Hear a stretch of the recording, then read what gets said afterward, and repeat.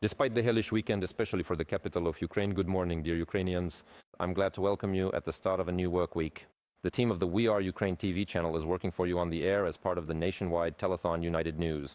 My name is Bohdan Moshai. Next, we'll be discussing a lot of different topics, actually. But we'll start with the strike on Kyiv, which was one of the largest since the beginning of the full-scale war. The Russians have likely increased the production of medium-range ballistic missiles called Oreshnikov. This was reported by the military portal Defense Express. Analysts examined the enemy attack on the night of May 24th and noted that the intervals between the use of Oreshnikov missiles against Ukrainian territory have shortened. After all, there was a significant gap of over a year between the first and second strikes, while only 4.5 months have passed since the missile strike on the Lviv region. This may indicate an increase in the production volume of the Oreshnikov missile. The Russians have focused on increasing the number of drones. During the attack on the night of May 24th, they launched a massive drone assault on Kyiv, attempting to overload our air defense system. This is the opinion of the advisor to the Minister of Defense, Serhiy Flash Bezkresnov. According to him, during the attack, the occupiers launched drones en masse along the same routes. At the same time, there were few jet-powered Shaheds and remotely controlled drones. Overall, German drones were launched at the capital. Serhiy Bratchuk, military expert and spokesperson for the Ukrainian Volunteer Army, is joining our broadcast. Mr. Bratchuk, welcome. Glory to Ukraine. Glory to the defense forces. Greetings. Glory to the heroes. Regarding the motivation behind this absolutely barbaric massive strike by the Russians on Kyiv, in your opinion, why did they need it in this format at this point in the war from both a political and military perspective? Well, actually, it was just for show. Moreover, this image was meant to create a certain impression among the so-called Russian society that this was revenge for an invented, fabricated reason. That is, they tied this to the strike on Starobilsk, where Rubicon was located. This is a topic for a separate discussion, but nevertheless, from a military political standpoint, the enemy used these events and this successful strike by the defense forces for informational purposes. And in fact, this was yet another image meant to demonstrate primarily to our Western partners that Russia is winning on the battlefield, that Russia is capable of delivering strikes with the appropriate weaponry. And moreover, Russia does not pay attention to any prohibitions or obstacles in this regard. That is, Russia was openly demonstrating its terror, and most importantly, it was showing this terror to Ukrainian citizens and to our state as well, as if to say it is ready to keep killing. Russia is trying to show that it is strong, that it is achieving certain victories on the battlefield. And of course, the aim was psychologically to force us to raise our hands and say, let's have peace as soon as possible, and so on and so forth. And in fact, that's why the Oreshnikov once again confirmed that it is nothing more than a big technological and military political bluff. I think everyone saw that once again, and we clearly understand that, let's say, the actual outcome of this particular strike did not have the strategic significance that Russia had originally intended with such a massive attack. As for the Oreshnikov missile, in your opinion, how does the fact that the Russians have likely increased the production of this type of weapon, which is very dangerous, change the missile threat to Ukraine? Well, actually, for now, we are just modeling such a situation. I think that my colleagues from Defense Express, are also modeling such a situation. And there is indeed a certain indication of this. The reduced use of the Oreshnikov in particular points to it. As for the potential increase in these volumes, well, let's look at it even from a technical point of view. What does such a missile entail? Accordingly, there are enormous costs and huge technological problems remain just as they were before. The issue of navigation is obvious there. The issue of the warhead, well, let's put it this way. A regular Shahed or Geran has a more powerful warhead. In this regard, they are stronger. And the consequences of a strike from those same Shaheds or Iranians are much greater. So this is a demonstration that the missile flies fast, that it's impossible to stop a missile. But let's put it this way, it doesn't have any military significance, and this has become obvious. Therefore, it is quite likely that the Russians really could have taken this path, increasing production volumes.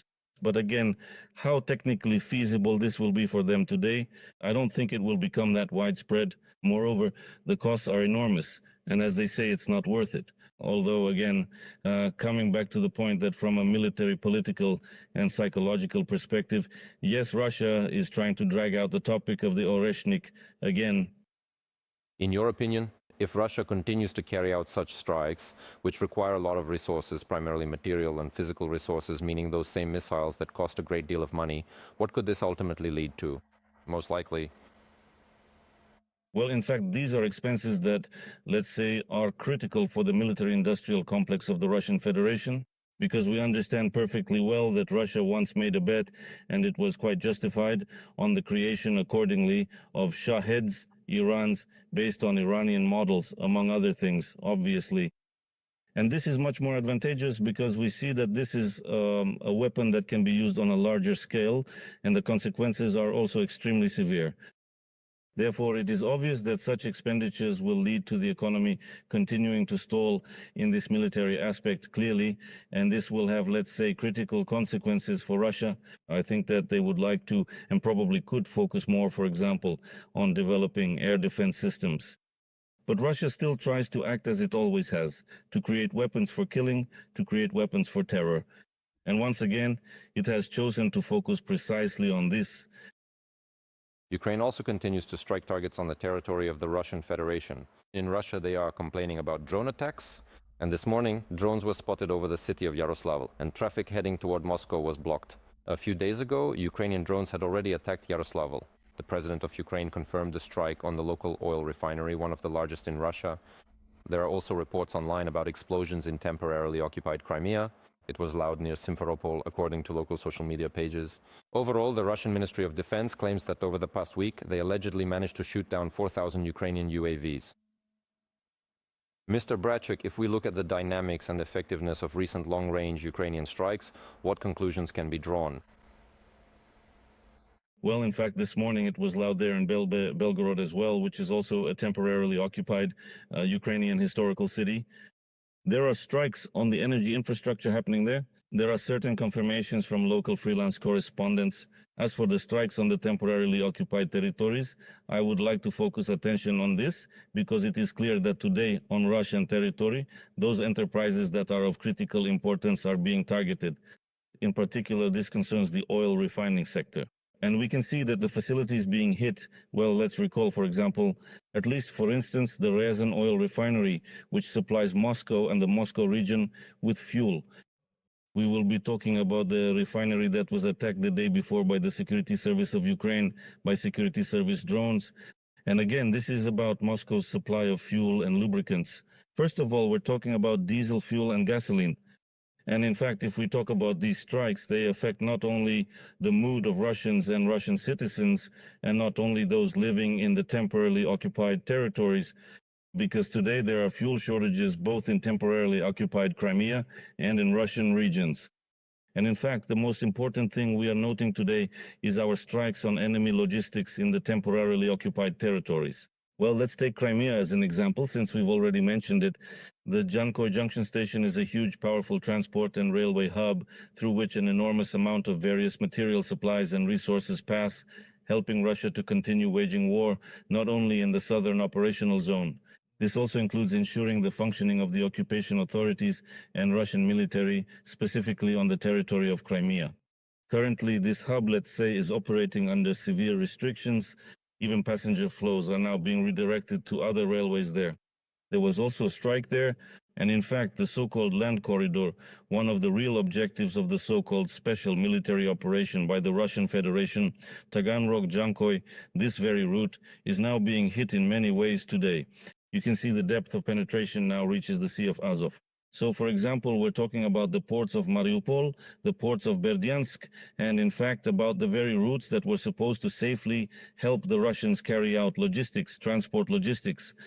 Moreover, the collaborator Sardo, who is still alive for now, as you know, has banned the movement of civilian trucks. That is to increase the traffic for the Russian Federation's military. In fact, Russian soldiers are now complaining that before they could hide behind civilian transport, but now they have to travel these exposed routes without any cover. And a lot has already been burned today. And I think that this work by the defense forces will continue. And this is something that directly affects the line of combat contact, because it means restrictions on fuel, restrictions on other resources like weapons, ammunition, and personnel. And of course, Ukraine will continue to increase such strikes. That's obvious. In your opinion, when we talk about Ukrainian long-range strikes on the territory of the Russian Federation, there is a clear practical aspect, namely the destruction of Russia's ability to accumulate, transport, and export oil. But there is also a moral, psychological, and political aspect, namely the growing sense that Russian territory is not just unprotected, but actually quite vulnerable to Ukrainian long-range drones. And Ukraine has enough resources to carry out strikes systematically and regularly on Russian territory. What is more dangerous for the Russian regime today, and why? Well, the fact is that the Russian authorities are being delegitimized because Putin obviously does not control the situation. Russians, perhaps, I emphasize, perhaps, are starting to realize this more and more. Again, this trend will depend, let's say, on how actively we continue to strike Russian territory. We understand that no one intends to stop. So obviously, I'm not saying that there will be an awakening of the so-called Russian society. I don't really believe in that. However, nevertheless, the accumulation of such psychological pressure can, of course, lead to unpleasant situations for the Russian authorities, for the Russian government. And I think that the Kremlin is beginning to understand this and is now looking for ways to mitigate, let's say, the consequences of this psychological pressure. It's unlikely they will succeed because we understand that Ukraine is gradually pulling Russians out of their so-called comfort zone. Accordingly, economic problems are also piling up here. So at the very least, it's two problems in one. And I hope that this will yield results also on an emotional level. For Russians, the war is coming back and it's returning with some rather unpleasant moments. The Russians really do have problems both at the front and in the rear, because at the front, as you already mentioned, they are losing the corridors through which they supply the material and technical resources necessary to support their offensive on. In the rear, their oil depots and other facilities are burning on Ukrainian territory. However, at the same time, Vladimir Putin, recently speaking with members of his gang, said that in his assessment, the situation for the Ukrainian army is shifting from critical to catastrophic. In addition, we see that Russia is not giving up its missile and drone terror, and on the contrary, is showing that it is ready to intensify it. That is, there is an increasing gap between the reality painted by Russian propaganda and the reality that is actually unfolding on the battlefield and within the territory of the Russian Federation itself. In your opinion, given this gap, and considering that Putin lives in a closed system where, as we know, bad news is not something leaders like to be told, what can we expect in the near future, and what might the widening of this gap ultimately lead to? Well, the most important thing is that Ukraine needs to seize the strategic initiative on the battlefield. Today, of course, we are not talking about a major Ukrainian offensive, about our counteroffensive actions, but flexible defense, counter-attacking actions on the front, and this disconnect of the Russian command from the reality that exists today on the battlefield, all this gives us the opportunity to carry out appropriate operations, build up our capabilities, and change the situation in certain areas of the front. Well, for example, the most illustrative for me is the Oleksandrivka section of the front. You remember there, the 5th Invasion Army of the Russian Federation, for instance, last year had steady advances. It was the only direction where the Russians were advancing practically every day. At the moment, it is precisely there that the events have taken place, which firstly give us optimism. Secondly, we see that our flexible defense, maneuverable defense, and counter-attacking actions are working. It is there that we managed to reclaim many of our territories. We are talking about the Dnipropetrovsk region, certain areas of the Zaporizhia region, and even parts of the Donetsk region. Therefore, it is obvious that Russian generals, who really do not like to report bad news to Putin, are focusing their attention on, let's say, these Zhukov-style methods of capturing a location at any cost. Obviously, this leads to a change in the mood among the Russian Federation's military personnel.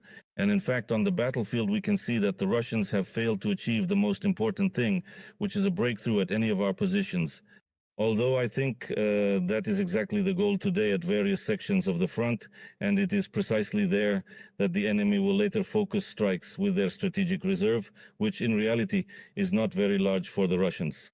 And as for what we discussed today regarding strikes on Russian territory, about our offensive actions on the battlefield, of course these pieces come together into a bigger picture, and perhaps over time we really will be able to seize the strategic initiative. Well, and the Russian leadership's detachment from the realities on the battlefield will certainly help us with this. Today we are talking a lot about new threats emerging from the northern direction. The Ukrainian president is directly informing that, according to the main intelligence directorate of Russia, they have 5 plans regarding their intention to attack Ukraine on the northern military theater. In addition, we see that they are trying to increase the intensity of hostilities, not yet along the entire front line, but in those areas that are most important to them or that they want to present as such. Given this, in your opinion, and considering that the Russians have not managed to significantly improve their situation at the front over the spring, and moreover, they have lost some very important positions for themselves in the south, what should we expect in the near future in the context of the overall development of the war? Well, I think that the intensity of the fighting is unlikely to decrease right now. Accordingly, perhaps in some locations, of course, we are talking about the Donetsk front, we are talking about the Zaporizhzhia front. Here, the intensity of the fighting may even increase because this area remains a priority for the enemy, and that is clearly unchanged as of today. But the Russians are forced to demonstrate their activity, and in fact, they plan to do so along the entire front line, as is evident today. Although, all of this ultimately comes down to Mala-Tokmachka. There are Mala-Tokmachkas in Sumy region, in Kharkiv region, in Donetsk region, and accordingly in the Pridniprovsky direction, on all sectors of the front. And in fact, this is what disrupts the enemy's plans. The enemy is forced, as they say, to adjust these plans on the fly, to deploy more forces and resources to accomplish various tasks. And here, there is a process of exhausting Russia's offensive potential. I'm not talking now in general about the Russians stopping right now. No, we are talking specifically about the offensive nature of their actions. And this in turn allows us to carry out our own operations accordingly. I think that even in the summer, during the so-called summer offensive, it's clear that the spring one has already failed. The Russians will run into our surprises, including on various sections of the front. And we can see that this is happening because at the moment, of course, the information silence regime is in effect. Not everything is being reported, but we do have certain achievements on the battlefield. I think my colleagues from other areas will talk about them in due course. Therefore, the Russian summer offensive push will be accompanied by a corresponding intensity of combat operations. But will this actually bring real results for the Russians? I think not. I'm confident in that.